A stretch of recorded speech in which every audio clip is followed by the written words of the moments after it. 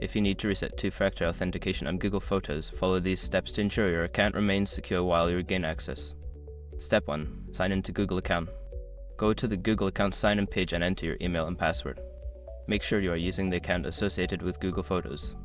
Step 2. Access security settings.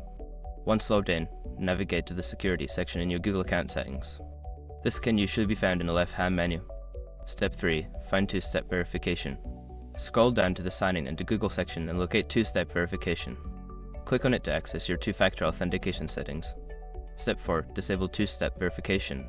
If you need to reset it, you may want to disable two-step verification temporarily. Click on the option to turn it off and follow the prompts to confirm your choice. Step 5. Re-enable two-step verification. After disabling, you can set it up again by clicking on two-step verification and following the instructions to add your preferred verification methods such as an authenticator app or SMS. Once you have completed these steps, your two-factor authentication will be reset and you can continue using Google Photos securely.